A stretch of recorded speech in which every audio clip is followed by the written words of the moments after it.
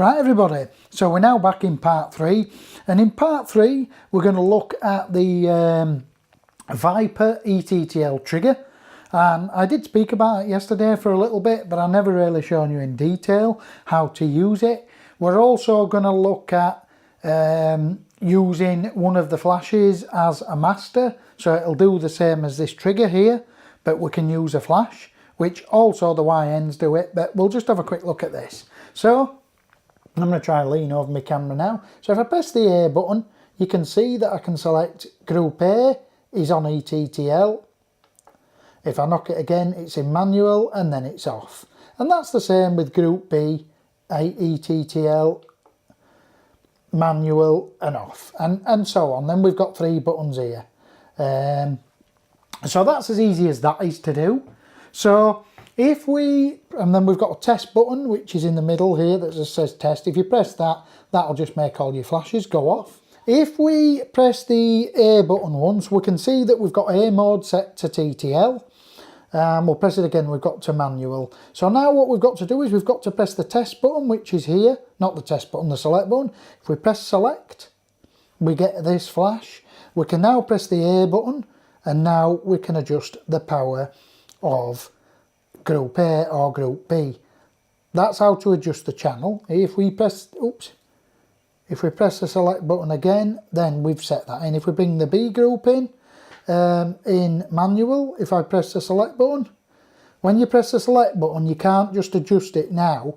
You can see how it's flashing. I've now got to press the corresponding digit. So if I press B now, I can turn that up to a 64 power as well. And I can press the select button again. If I press the select button again, I can bring in Group C. Sorry, no, we don't press the select button. If I press this there, so we've now got A in manual, 64 power, B in manual, 64 power, and C, TTL. For the purpose of the video, I'm just going to turn C off. We'll turn C off, right, so we've got Group A and B on. Now, what we can do is, if we, in fact, we'll turn them to ETTL. So we're going to turn them both to ETTL now. So we've now got Group A and B in TTL. If we hold the select button in for 2 seconds, 1, 2, it's actually slightly more. Can you see how they're all flashing now? I can now put exposure compensation on all the flashes, if I want to do that. Or I can do it in manual and turn them all up an even amount. So if we just press that there, put the flashes into manual, put this one into manual, B as well. I'll now hold the select button till it flashes. Now I can turn them both up together. What this is good for, well, I mean, I'm telling you, but you probably already know. Once we get the flash power correctly, we can then, just move it to the centre. Once you get the flash power correct on all the flashes, you can then turn them up or down at once. So if you want to go from an F5.6 to an F8, you can go to an F8 and then go turn all the flashes up, one full stop on the trigger.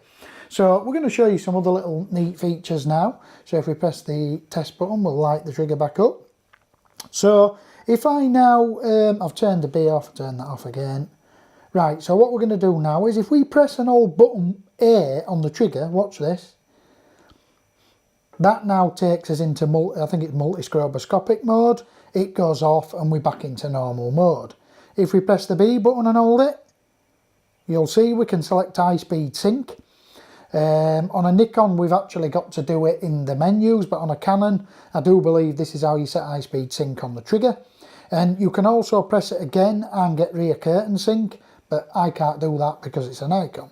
I will tell you that I put this on the camera earlier on, and I put a flash on the hot shoe, and I wanted to use the flash on the hot shoe as a pass-through TTL. Now it did work, but for some unknown reason, when I was on this here and using it as a pass-through to fire the flash in ETTL, the images seem to come out dark. I had to put 2 stops of exposure compensation on, but if I then clip the flash out of here and put it straight into my camera, same distance, tripoded, I will show you that actually. So I'll show you it more than do it, but basically when I put it on the camera and bounced it off the same wall, same angle, same ETTL, everything, it worked absolutely spot on. But for some reason when it was on this and I wanted to use pass-through TTL, now it doesn't say that the trigger does do pass-through TTL, to be honest, but I thought if I was at a wedding I could put this on my camera, turn it on but turn group A and B off, use my on-camera flash, and then if I want to use an off-camera flash, I could just press group B on here, so I could go like this. That's group A, but we'll pretend it's B, and then turn on, so I'm using through the meter TTL on the top, and I've got my A light, we'll say it's B light, and I've got my B light off-camera flash, as simple as that. But it actually didn't seem to work right well. Right, I just want to show you this before I jump on, what I think is a fantastic, neat idea. The only negative to these flashes, you can see that to put them on and off, you've got the twisty wheel, which the locking mechanism is usually better, but and you see this pin here, I'll just point to it here so you can see it just above my finger. What I do like about it is, as soon as you move this there just a quarter of a turn, this pin is now stuck out. And obviously on your Nikon and on your flash grip, I'll just see if I can move it out of the way. Can you see the little hole there? I know it's a bit out of focus, but basically that sticks into that hole, so it can't fall off. Even if this comes loose, because that pin comes out and sticks into there, it can't come off, then of course you can keep going all the way down, and that pin now is absolutely fully out. I do like that idea, it's a really good idea, especially for this little round wheel mechanism. Look at a few little functions on the flash. So if we had this camera, if we had this flash on the camera, we've got the flash exposure button here. So if we press it, we can see that we can turn the flash exposure compensation up or down by using the wheel, which is pretty smart. And then we've got the functions here for the zoom. So we can put it from 20mm, well, I think that's automatic, but it's not on the camera. And then we can go all the way to 200mm. So that's how to do that. But what we'll do for now for the price tags, we'll put it on 24mm. And we'll leave that. Right, so that's how to set the flash, and you can see that we're in ITTL, ETTL and a Canon. So all we've got to do to put this, remember I was just talking to you about the trigger, how when you put your flash on your camera that the trigger don't look right, don't work as good with a flash on top of it, but it works great when they're off camera. I'm not really going to show you how to use the Viper TTL today, because we did that in the previous video, which I will link at the end of this video. So if we press this button here, this like little Z button, I'll just go back through to the beginning again. So you can see we're on ITTL mode. We'll see that this here, look, it's the position of the head. You see how it changes the position of the head here. So what we'll do is if we press this button once, you'll see now we've put this flash into master mode, so you don't need the Viper TTL trigger, so we don't actually need this thing now. So this now can go on your camera, and what I found out great about this is you could have this on your camera. Let me just talk you through what I mean. You could have this on your camera like this now, and if you decide, you know what, I want an off-camera flash, and I don't want this to affect the exposure, but I want to have that ability if I want it. So all we got to do with it on the camera is press this button here to the right, this little button. If we press it, now bang, this is in master mode. We can press the same button on the opposite flash and get it into slave mode. So let's pretend now this is not this flash, it's the second flash. It just saves me pulling it out. If we press the group button and put it onto group B, then we put this back onto master. Wireless there, representing wireless 2.4, and we've got, I've actually only got A and B selected here. What I'll do is I'm just going to go press this button again and select that my off camera is actually slave A. That'll do. I obviously didn't keep it on B, did I? We'll put it in slave A. Okay, this is now master flash. If we press the group button, which is here, we can go to the M, which is the master. This hasn't got a group now. This is not classed as A, B or C. It's classed as the M, the master. If we just go press mode, right, so now what we've done is, by doing this, we're selecting the master to off. So now the master won't fire. If we then press the group button again, and we go down to group A, which pretending is the other off-camera flash, which is at the other side of the dance floor, we can now go put that into ETTL, or we can press the, oh sorry, I took too long to do it. If we press this mode, we can put it into manual, and then we can adjust the power, output on it as well. Press this button here. I can now go turn this up to a 16th power, and now we've got the off-camera flash getting fired from this, which is dead easy, fired from this, which is on your camera, which you've just been using all day in ETTL. Your Viper trigger doesn't have to come out of the bag. The Viper trigger rail is, if you're going to use both of these, if you're going to use both flashes off camera, then we'll slick this bad boy on, and it works really good. You saw it yesterday. So now we can test fire, although we can go. If I press the group button again and we go back to M, we can now press the mode button and turn this on in TTL. And if I press this button as well, I could now turn the on-camera flash down to full stops. So we've got the external light on a 16th power, and we've got the on-camera flash, which this would usually be on camera, not on the table. I can fire that in ETTL and tell it to go 2 full stops underneath the ambient, or whatever it thinks is the exposure. So this is the way that I recommend you go if you're wanting to use one flash on camera and one flash off camera. And it's so easy. I mean, when you've finished on this here, all you got to do is press this button really quick. Bang, we're back in. Oh, I better go turn my flash exposure compensation back up to 0. So now we press that button, bang, we're back on camera, the bride comes down the aisle, we want a bit of fill flash, bang, there you go. We quickly want to enable the external flash, we turn it on in his hand, set it to group A or B, I've set it to group A, press this button here, 1, done. We've got the master firing in ETTL. Let's do this quick. Let's put this into manual. Let's disable the master flash. Let's go down to the A flash, which is the off-camera flash. Let's put that into manual mode. Let's quickly go turn it down 1 full stop. We'll turn it down 1 full stop. Bang. We've got off-camera flash firing within seconds. Forget this trigger. We don't need it. And that's how easy it is to use off-camera flash. So basically I've put the flash now on the camera, no triggers at all. I just want to quickly show you something.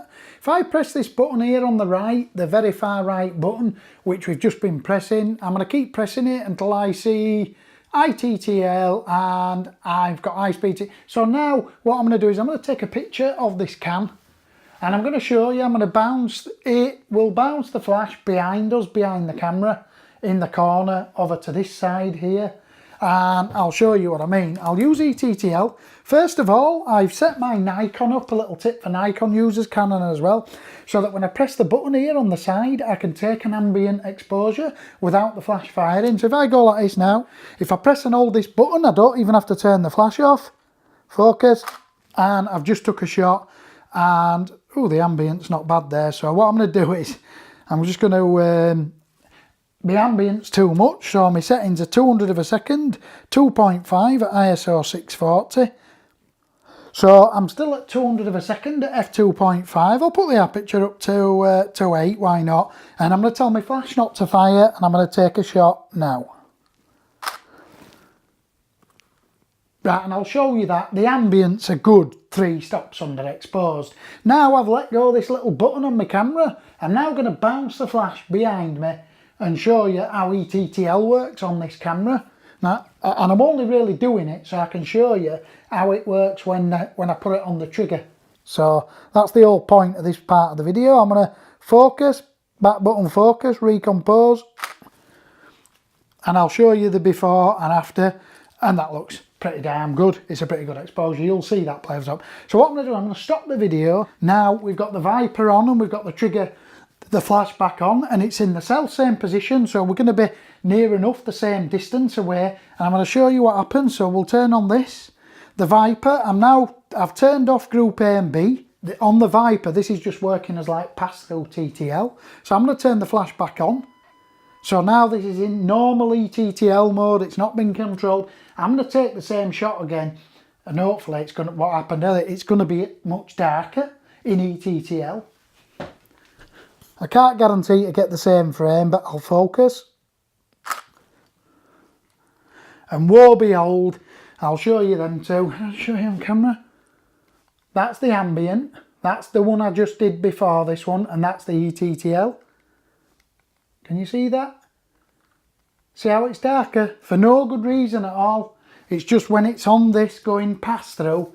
So I don't recommend you do it like that. What I'd do is I'd remove the Viper, put this back on the camera, just press the button, put it in master and control your off-camera flash. Now, some people might be a bit confused there, going, hang on, John, what's the point of the Viper? Well, the Viper, you don't have a flash on camera, you have them both off. If I take this flash off now in ETTL still, I'm going to take it off, right? And I'm going to do the same again, but with the flash. I'm just going to hold the flash at the side of me, but it's not on the Viper. Let me just enable Group A on ETTL. Right, so I've now set this to Group A. You'll see when it's off camera. I'll just get it to Group A. Group A, ETTL. Watch this shot now. It'll be great, fantastic. So I'll hold it roughly in the same position as if it was on here. But of course, we're not on the trigger. And I'm too close, but there it was.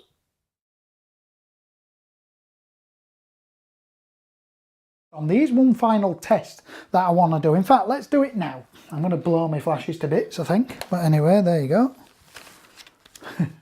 What we're going to do now is, what's this on? It's on Group A. We'll point it over there. Right, I'm going to now put it into manual mode. I'm going to press the button. We're going to go into manual, which we're already there. I'm going to press the select button on the Viper. I'm now going to turn it up to... Oh no, I've got to press the A button again. What a plank. Somebody asked me to put it up onto full power. So we're now at full power. So what we're going to do is can we look at that red light? We're going to fire it 50 times. So we're going to go bang, bang, 2, 3, 4, 5, 6. This is full power. Yeah, it's warm is the flash now. We're getting a symbol come on, so about 30 full power pops. Let me just turn it off for a couple of seconds. I will probably do another video at some point and we'll try half power. Let's just try the recycle time at half power and then I'm definitely ending the video. We'll go to the Viper TTL. Is this the one with the overheating on? We'll press the button. We'll go into manual and we'll go turn it down one stop. So we're now set to half power. There we go. Let's see how quick this sets to recycle. Oh, sorry guys, press the wrong button. Half power, go, go. 1, 2, 3, 4, 5, 6, 7. Hot at all? Oh yeah, the head is a bit hot now. Definitely a bit hot on half and feel. It's not burning hot, but it's hot. It's hotter. Getting 60 near enough.